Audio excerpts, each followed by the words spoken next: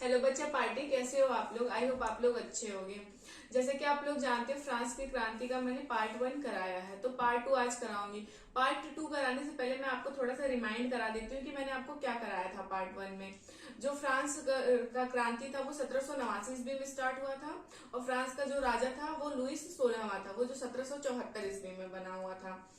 और वहां का जो सामाजिक स्थिति था वो 3 वर्गों में बटा हुआ था, पहला स्टेज और सेकंड और थर्ड। पहले में जो थे वो चर्च और चर्च के पादरी लोग आते थे, और सेकंड में जो थे धनवान और कुलीन लोग, और थर्ड जो था वहाँ के तृतीय स्टेट के लोग जो थे वो मजदूर, गरीब, व्यापारी और वकील लोग आते थे, जो थोड़े पढ़े लिखे भी थे, जो एकदम मतलब मैक्सिमम लोग पढ़े लोग नहीं लिखे नहीं थे।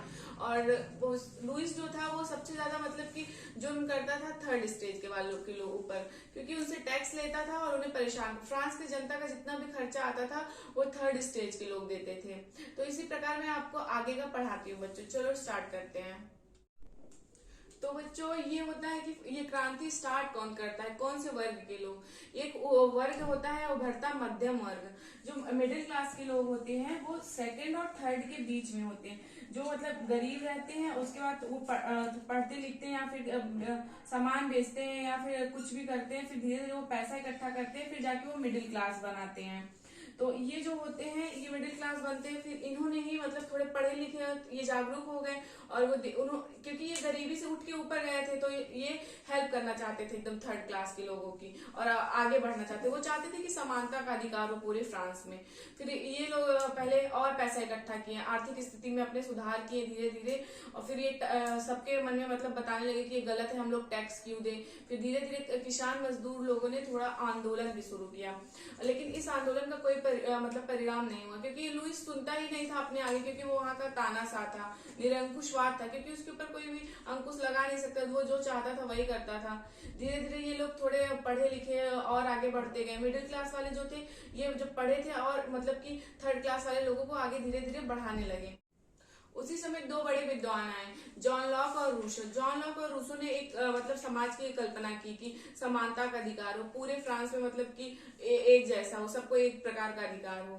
तो उन्होंने इस पे रूल बनाने की कोशिश करी और संविधान बनाने की कोशिश करी, और उस सोशल मतलब कि सोशल कॉन्ट्रैक्ट लिखा रूसो और जॉन लॉक ने मिलकर कि ऐसे समाज होना चाहिए, ढांचा ऐसा होना चाहिए।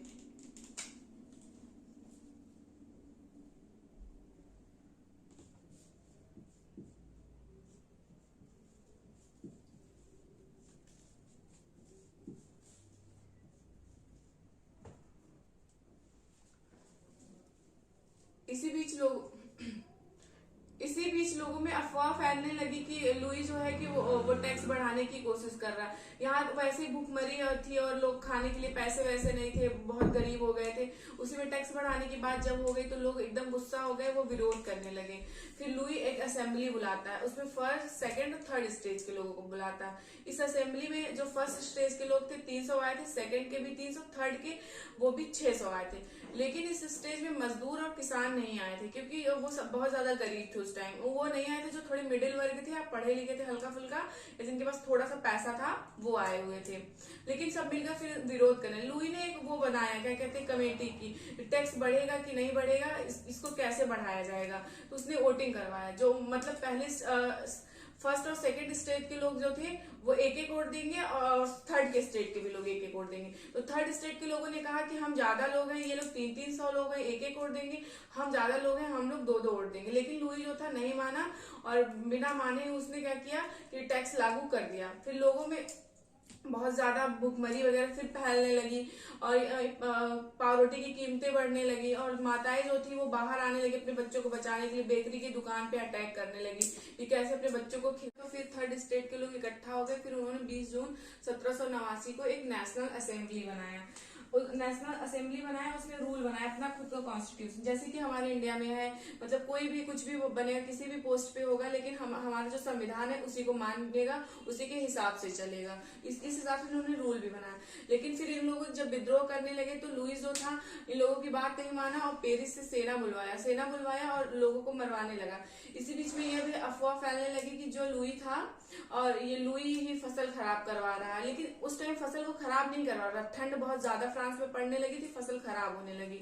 लेकिन सबको लगा कि लुई ही फसल खराब करवा रहा है, तो मिडिल क्लास वाले सब मिलकर वहाँ किले पे हमला कर दिए और जितनी भी फाइलें थी सब असेंबली का जला उला दिया, फेंक दिए।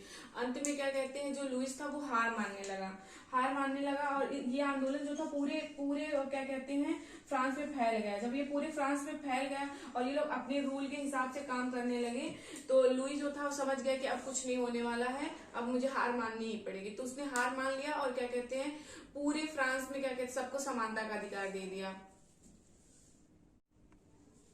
4 अगस्त 1789 को असेंबली बुलाई गई और जो चर्च के लोग थे और कुलीन लोग थे उनको जो विशेषाधिकार मिला था उसको समाप्त कर दिया गया। और उसके बाद से जो चर्च का जमीन था चर्च का, उस पर कब्जा कर लिया गया। इसी प्रकार बच्चों ये वीडियो अब समाप्त होता है। आगे की वीडियो में हम थर्ड पार्ट में बनाएंगे, क्योंकि शॉर्ट बनाएंगे तो समझ में आएगा, ज्यादा बड़ा हो जाएगा तो लेंथी से समझ नहीं आएगा। तो थैंक यू बच्चों, अगर आपको ये समझ में आएगा तो आप चैनल सब्सक्राइब कर लेना। Thank you very much.